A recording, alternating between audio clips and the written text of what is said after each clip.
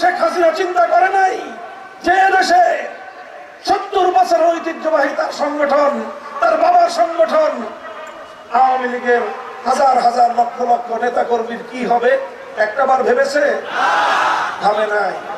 কারণ শেখ হাসিনা শুধু বাংলাদেশ নয়, আওয়ামী লীগের বিরুদ্ধে প্রতিশোধ নিয়েছে। সে বলেছিল 75 সালে যখন আমার বাপকে খুন করেছিল, হে আওয়ামী লীগের নেতা কর্মীরা তোমরা কোথায় ছিলে? বুঝেন নাই আওয়ামী লীগের নেতা কর্মীরা? শেখ হাসিনা শুধু বাংলাদেশের পিছনে বাস দেয় নাই, আপনাদের পিছনে বাস দিয়ে গেছে। কাজে আওয়ামী লীগের নেতা কর্মীদেরকে বলবো, যদি কেউ ভালো মানুষ থেকে থাকেন, যদি সুষ্ঠু চিন্তার রাজনীতি করার মতো ন্যূনতম বুদ্ধি বিবেক থেকে থাকে, তাহলে আপনারা সর্বপ্রথম শেখ হাসিনার বিরুদ্ধে বিচার করার ব্যবস্থা করেন। তারপরে আওয়ামী লীগের নাম ধুয়ে মুছে পরিষ্কার করেন, নতুন নাম নিয়ে বাংলাদেশের রাজনীতিতে আসেন। এর আগে একটা গণতওবা করবেন। আপনারা এরকম শেখ হাসিনার মতো প্রতিশোধ পরায়ণ, বুদ্ধি প্রতিবন্ধী একটা মানসিক রোগী সাইকোপ্যাথকে বছরের পর বছর ধরে বাংলাদেশের মানুষের কাঁধের উপর বসিয়ে এই দেশটাকে শাসন আর শোষণ করার ব্যবস্থা করেছেন।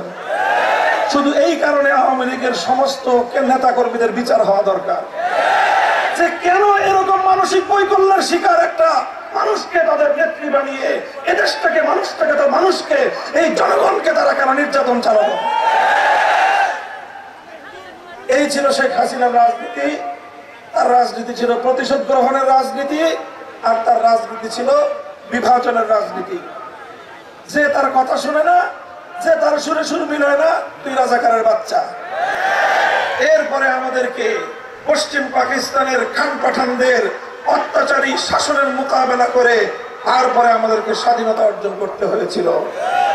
আমাদের স্বাধীনতার সূচনা হয়েছিল ইনশাআল্লাহ বলে।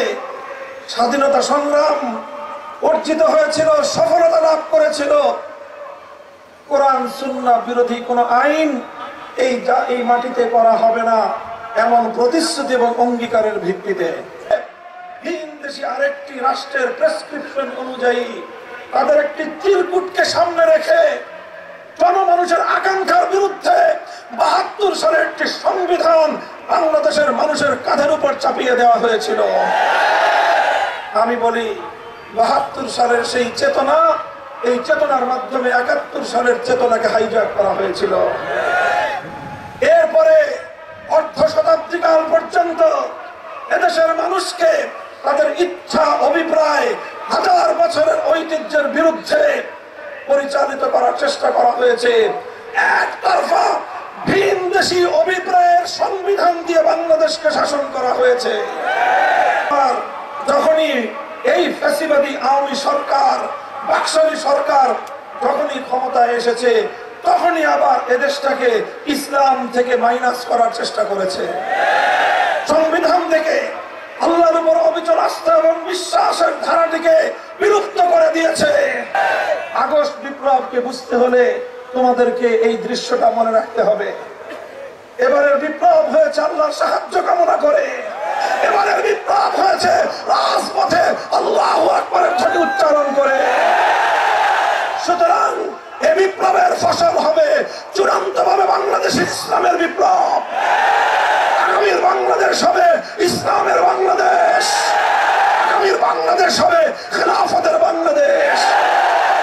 তবেই এই বিপ্লব চূড়ান্ত সাফল্য অর্জন করবে।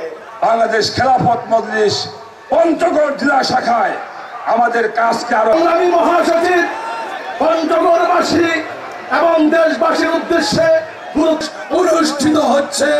আমরা কেন্দ্রের পক্ষ থেকে কেন্দ্রীয় জেলা নেতৃবৃন্দ, অন্যান্য সমমনা সংগঠন নেতৃবৃন্দ, বিভিন্ন থানা ও তৃণমূল পর্যায় থেকে সমবেত। এক মাঘে শীত যায় না। হাসিনাকে বলেছিল হাজার হাজার আলেমদেরকে কারাবন্দী করেছে। সম্মানিত আজকের এই হযরত মাওলানা মোহাম্মদ ফজলুর রহমান, হযরত মাওলানা মোহাম্মদ ফজলুল করবেন তো ইনশাআল্লাহ। বাংলাদেশ খেলাফত মজলিস যুব মজলিস ছাত্র অনুসরণ করতে হবে। কথা বলে ঠিক না বেঠিক? পঞ্চগড়ের মুসলমান বাংলার মাটি থেকে যারা পালিয়ে গেছে, বর্তমান ইসলামী রাজ কায়েম হলে, কোরআনের শাসন কায়েম হলে দুর্নীতি থাকবে না, সন্ত্রাস থাকবে না, চুরি থাকবে। সুন্দর প্রোগ্রাম আয়োজন করার জন্য এবং অন্যান্য নেতৃবৃন্দ যারা এখানে এসেছেন সবাইকে ছাত্রদের গণ প্রতিরোধে এই হাসিনা সরকার এদেশ থেকে কন্যা পঞ্চগড়বাসীকে বলতে চাই, আজকে সারা দেশে খেলাফত মজলিসের এবং আজকে মহান আল্লাহ রাব্বুল আলামিনের শুকরিয়া, রাসূল পাক সাল্লাল্লাহু আলাইহি ওয়াসাল্লামের প্রতি দরুদ ও সালাম পেশ করে সর্বপ্রথম স্মরণ করতে চাই বৈষম্য বিরোধী ছাত্র জনতার আন্দোলনের যাদের রক্তের বিনিময়ে, জীবনের বিনিময়ে আমরা নতুন এক স্বাধীন বাংলা উপহার পেয়েছি। আমরা তাদের জন্য দোয়া করি, আল্লাহ রাব্বুল আলামিন তাদেরকে শহীদ হিসেবে কবুল করুন। সম্মানিত ভাইয়ের আমার, আজকের এই মহাসমাবেশে আমি সেই কথাটি বলতে চাই, লাইন শাকারতুম লাযিদান্নাকুম। সংগ্রাম করবে, জিহাদ করবে মাল এবং জান দিয়ে, ঠিক কিনা বলেন? আমরা ইমানদার, আমরা কাফের না। এরপরে আল্লাহ বলছেন ওয়াল্লাযীনা কাফারু ইউকাতিলুনা ফী সাবিলিত তাগুত, যারা কাফের তারা লড়াই করবে, সংগ্রাম করবে, রাজপথে আন্দোলন করবে, যুদ্ধ করবে, মরবে, মারবে তাগুতের রাস্তায়, তাগুতের নেতার পিছনে। আমরা মুমিন, আমরা বাংলাদেশ খেলাফত মজলিসকে শক্তিশালী করব, বাংলাদেশে যত ইসলামী দল আছে শক্তিশালী করব, আগামী দিনে বাংলাদেশে ইসলামী সরকার যেন আসে সেজন্য চেষ্টা করতে হবে, ঠিক আছে কিনা বলেন? বাংলাদেশে কত খুন হয়েছে, গুম হয়েছে আপনারা জানেন। ছাবলা দপ্তরে পঞ্চগড়বাসী আমাদের এই আন্দোলন সংগ্রাম চলবে আল্লাহর জমিনে হয়েছে, অনেক মায়ের চোখের অশ্রু ঝরাতে হয়েছে, অনেক ভাইকে রক্ত দিতে হয়েছে, অনেক মানুষকে শাহাদাত বরণ করতে হয়েছে। তাই আজ এই মুক্ত, নিরাপদ, শান্তি ও সম্প্রীতির বাংলাদেশে আমি সেই সকল শহীদানদেরকে শ্রদ্ধা করে স্মরণ করছি, তাদের রুহের মাগফিরাত কামনা করে আল্লাহর দরবারে তাদের জন্য জান্নাতের উঁচু মাকামের দোয়া করছি। 2009 সালের পিলখানা ট্রাজেডিতে শাহাদাত বরণকারী 57 জন দেশপ্রেমিক সেনা কর্মকর্তা, 2013 সালে বিশ্বনন্দিত মুফাসসিরে কোরআন আল্লামা দেলোয়ার হোসেন সাঈদী রাহিমাহুল্লাহর বিরুদ্ধে যখন একটি সাজানো মামলায় অত্যন্ত বর্বরভাবে মিথ্যা মামলার রায় দিয়ে